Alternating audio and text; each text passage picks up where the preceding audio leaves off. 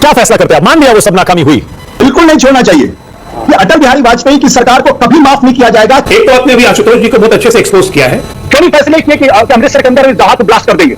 हमारे यहाँ जब भी कोई अच्छा सिनेमा बनता है, अच्छा ओटीटी बनता है, तो उसको रबिश करने की कोशिश की जाती है और अच्छा बनाने वाले क्रिएटिव लोगों को आतंकवादी घोषित किया जाता है, उनको भारत विरोधी घोषित किया जाता है। सर्वदलीय बैठक के बाद हुआ था, उस सर्वदलीय बैठक का हिस्सा खूब मनमोहन सिंह भी थे, सोनिया गांधी भी थी, अटल बिहारी वाजपेयी भी थे। इसलिए आज ये गाना गाना कि बीजेपी ने 3 आतंकवादी छोड़ दिए, तो उस निर्णय का हिस्सा वो लोग भी थे।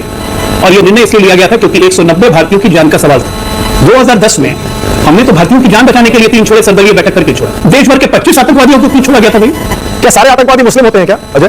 बिल्कुल नहीं, लेकिन ज्यादातर आतंकवादी मुस्लिम होते हैं। जरा मुझे हिंदू आतंकवादी का नाम बता दीजिए।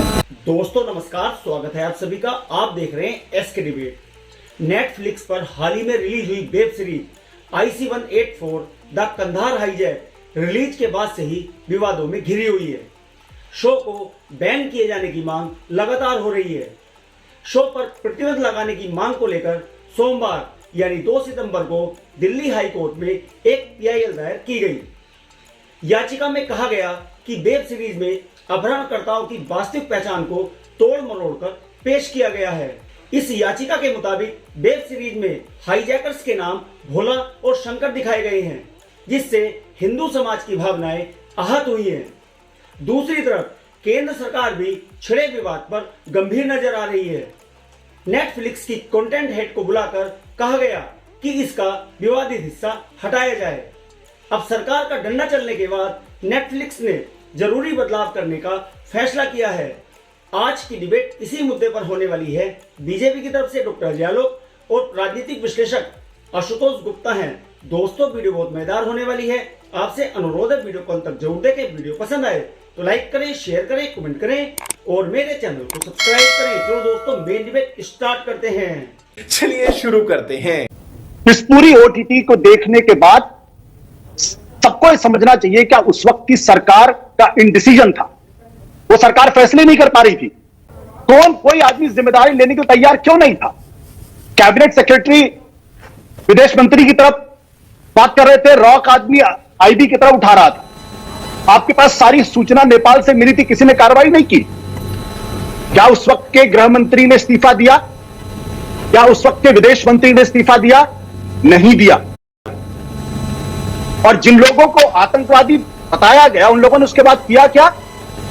पार्लियामेंट पे हमला किया। ये तो हम लोगों को शुक्रगुजार होना चाहिए उन सिक्योरिटी के लोगों का। नहीं तो उस दिन हिंदुस्तान का पार्लियामेंट उड़ गया था, सरकार उड़ जाती उस दिन।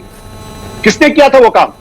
वो काम करने वाला आदमी था जिसको आतंकवादियों जसवंत सिंह हवाई जहाज में बैठकर बिरयानी खिलाते हुए ले गए थे।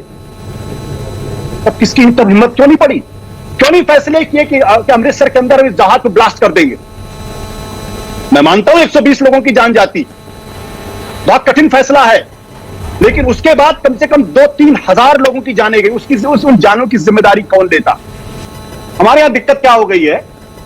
हमारे यहां जब भी कोई अच्छा सिनेमा बनता है, अच्छा OTT बनता है, तो उसको रबिश करने की कोशिश की जाती है और अच्छा बनाने वाले क्रिएटिव लोगों को आतंकवादी घोषित किया जाता है, उनको भारत विरोधी घोषित किया जाता है। इससे ज्यादा खतरनाक बात हो ही नहीं सकती। अच्छा अभिनव सिन्हा इस देश के चंद बेहतरीन फिल्मकारों में से है।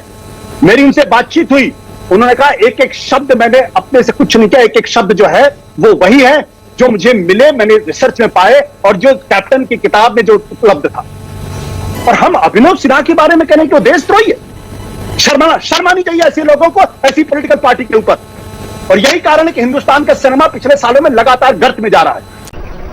बंद करो हाथ जोड़ के। मैं अजय आलोक, आपकी तरफ से, आपकी पार्टी और सरकार की तरफ से जो कुछ सवाल उठाए गए, मैं भी सहमत हूं, सब सहमत हैं। लेकिन अजय आलोक, यह भी तो सच है ना, हमारी सरकार, हमारे तंत्र, पूरे देश की कमजोरी उन 7 दिनों में पूरी दुनिया ने देखी और आज भी वो कचोटती है। अजय आलोक, मान लीजिए ना, 190 भारतीयों की जिंदगी एक प्रश्न चिन्ह था। यह निर्णय जब हुआ कि 3 आतंकवादी छोड़े जाएंगे और हम 190 भारतीयों की रिहाई सकुशल करेंगे, तो इस निर्णय सर्वदलीय बैठक के बाद हुआ था। उस सर्वदलीय बैठक का हिस्सा खुद मनमोहन सिंह भी थे, सोनिया गांधी भी थी, अटल बिहारी वाजपेयी भी थे। इसलिए आज ये गाना गाना कि बीजेपी ने 3 आतंकवादी छोड़ दिए, तो उस निर्णय का हिस्सा वो लोग भी थे। और यह निर्णय इसलिए लिया गया था क्योंकि 190 भारतीयों की जान का सवाल था। सही बात है, आतंकवादी छोड़ेंगे तो वो बाद में अपनी हरकतें करेंगे, जैसे उन्होंने किया, संसद पे हमला किया, अमेरिकन पत्रकार की हत्या की, पठानकोट हैंडलर। अब पठानकोट हैंडलर जब आप बोलते हैं तो फिर आपकी मेमोरी को फ्रेश करना चाहूंगा। 2010 में हमने तो भारतीयों की जान बचाने के लिए 3 छोड़े सर्वदलीय बैठक करके छोड़ा। 2010 में मनमोहन सिंह जब जम्मू कश्मीर की यात्रा कर रहे थे, उसके पहले गुडविल जेस्चर में देश भर के 25 आतंकवादियों को क्यों छोड़ा गया था भाई? क्या बढ़िया था गुरु। उस वक्त तो किसी भारतीय का किडनैपिंग नहीं हुई थी, उस वक्त तो कभी भारत पे कोई खतरा नहीं आया था। किस पे गुडविल जेस्चर दिखा रहे थे आप? अलगाववादियों से, पाकिस्तानियों से। गुडविल जेस्चर के तहत आपने 25 आतंकवादी रिहा कर दिए। नरेंद्र मोदी की सरकार पिछले 10 से 11 साल से है, हम इसका अंतर देखते हैं। जब हमारे देश में कोने कोने पर आए दिन बम ब्लास्ट होते थे, कुछ भी होता था, वो नहीं होता है। 2013 में जब हम देखते हैं कि जयराम रमेश कांग्रेस के जब खुलेआम माओइस्ट को छुड़ाने के लिए पैरवी कर रहे थे, जो आज कोरेगांव ब्लास्ट में ऑलरेडी जेल के अंदर है, उसी को छुड़वाने की खुलेआम पैरवी की गई थी। और हमारे जो आज के नेशनल सिक्योरिटी एडवाइजर हैं अजीत डोभाल जी, इस पर पूरी किताब उन्होंने लिखी हुई, उस नेगोशिएशन टीम का वो हिस्सा थे। ये सब जानते हैं कि आईएसआई का ओपन सपोर्ट था तालिबानियों को और ये प्लान एग्जीक्यूट करके किया गया था। हम उसी गलतियों से सीखते हुए पिछले 10 वर्षों में जो आज हमारी अभूतपूर्व इंटरनल सिक्योरिटी बढ़ी है, उसका कारण क्या है? पॉलिटिकल विल और इंटेंशन कि हम नहीं होने देंगे, और अगर हो गया तो उसका हम मजबूत जवाब देंगे, हम बैठेंगे नहीं। समाचार पत्र, टेलीविजन, फिल्म, सोशल मीडिया, ये सब प्रचार का एक माध्यम है, एक परसेप्शन बनाने का तरीका है। हमारे हिंदुस्तान में तो आपने देखा होगा कि जब पाकिस्तान समर्थक, बांग्लादेश समर्थक कुछ कुछ बोलते हैं तो यहां पे कोई विरोध नहीं होता, लेकिन यह हिम्मत कैसे होती है पाकिस्तान समर्थकों की और बांग्लादेश समर्थकों की बोलने की? जरा ये काम पाकिस्तान में क्यों नहीं कर लेता है कि हिंदुस्तान के समर्थन में कुछ बोल ले? कभी ये सोचा है आपने? क्या सारे आतंकवादी मुस्लिम होते हैं क्या अजय? बिल्कुल नहीं, लेकिन ज्यादातर आतंकवादी मुस्लिम होते हैं। जरा मुझे हिंदू आतंकवादी का नाम बता दीजिए, हिंदू आतंकवादी का नाम बता दीजिए जो पूरा वर्ल्ड फेमस हुआ हो। जरा क्रिश्चियन आतंकवादी का नाम बता दीजिए जो वर्ल्ड फेमस हुआ हो। जरा ज्यूज आतंकवादी का नाम बता दीजिए जो वर्ल्ड फेमस हुआ हो। गलत क्या है? All Muslims are not terrorist, but majority of terrorist are Muslims. ये सच्चाई है, इसको मानने में दिक्कत क्या है? ओसामा जी भी कहा जाता है, हाफिज साहब भी कहा जाता है, जब इन्हीं कांग्रेस पार्टी के नेताओं से, उन्हीं कांग्रेस पार्टी के नेताओं द्वारा यह भी कहा जाता है कि बटला हाउस एनकाउंटर में मारे गए आतंकियों के शव देख के सोनिया गांधी फूट फूट के रोने लगी। गजब बेइज्जती है। आशुतोष, आपके हिसाब से आप अगर होते आशुतोष डिसीजन मेकिंग बॉडी में, उस ग्रुप में जो वहां पर उस समय क्राइसिस मैनेजमेंट ग्रुप एक चलता था, सारे उसमें मंत्री होते थे, क्या फैसला करते आप? मान लिया वो सब नाकामी हुई, जब वो आतंकियों को छोड़ने का फैसला हुआ, क्या वो सही था या नहीं था, या निगोशिएट नहीं करना चाहिए? छोड़ना चाहिए, बिल्कुल नहीं छोड़ना चाहिए। मैं और उन जो 2-3 आतंकवादी छोड़े गए थे, उसमें 2 ने ग्लोबल टेररिज्म किया। वो जो उमर था, उसने पर्ल को, डैनियल पर्ल सही कह रहे हैं, गला काटा था, उसका वीडियो जारी किया था, और उसके बाद भारत के संसद पर हमला हुआ था। यस, सवाल इसका नहीं, सवाल मैं बार बार इस बात को कह रहा हूं कि अटल बिहारी वाजपेयी की सरकार को कभी माफ नहीं किया जाएगा, क्योंकि उन्होंने कभी भी उसके बाद, ना तो करगिल के बाद भारत सरकार सीखी, ना कंधार के बाद सीखी, कोई प्रोटोकॉल नहीं बनाया गया उसके बाद। और आप कहते हैं कि मनमोहन सिंह, अरे जब गुजरात के मुख्यमंत्री थे नरेंद्र मोदी, कितने आतंकी हमले हुए थे, क्या रोक पाए वो? मैं आपको वापस इस सीरीज पर ला रहा हूं। आपने कहा बहुत बढ़िया बनाया, बहुत सब किया, मैं आपसे सहमत हूं, अच्छी फिल्म बनाई, उसमें गहराई की कमी मुझे लगी, क्योंकि मैंने भी उसके बारे में बहुत पढ़ा है, खुद देखा है। एक बात बताइए आशुतोष, इस सीरीज के आखिर में जब नरेशन ये कहता है ओसामा बिन लादेन की पार्टी में आईएसआई वालों को नहीं बुलाया गया, आईएसआई का रोल इस घटना में उतना ही मानिए।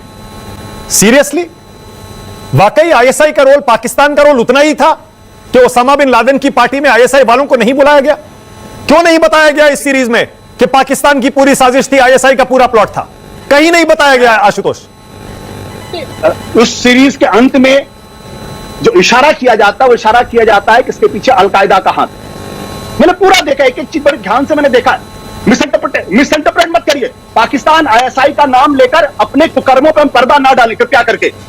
एक सेकंड, क्या आशुतोष, तो हम ये मान ले कि वो अलकायदा का प्लॉट था, आईएसआई का उसमें रोल नहीं था? ये हिंट था अगर आप उसको ध्यान से देखिए, जहां मुतवक्किल जब वो गाड़ी से उतरने के बाद वो चले जाते हैं और उसमें अलकायदा का जिक्र आता है उसमें। मैं ये कह रहा हूं, ये इंटरप्रिटेशन का मसला है।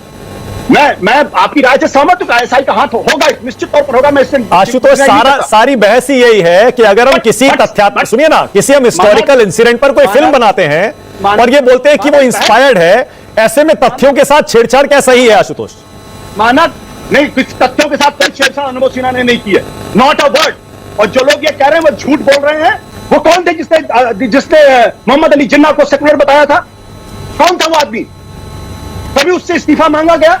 एक तो आपने अभी आशुतोष जी को बहुत अच्छे से एक्सपोज किया है कि पत्रकार फिल्म की इंटेंट क्या थी, फिल्म के कंटेंट को क्यों दबाया गया। गजब बेइज्जती है। मजा आया। देखा दोस्तों, आपने डॉक्टर अजय आलोक और आशुतोष गुप्ता दोनों को सुना। आप किसकी बात से सहमत हैं? दोस्तों, वीडियो को लास्ट तक देखने के लिए दिल से धन्यवाद। और वीडियो के बारे में आपकी क्या राय है कमेंट सेक्शन में कमेंट करके बताएं। और अगर वीडियो पसंद आई हो तो लाइक करें, शेयर करें, कमेंट करें और मेरे चैनल को सब्सक्राइब करें। तो दोस्तों, मिलते हैं अगली वीडियो में। जय हिंद, वंदे मातरम, जय श्री राम।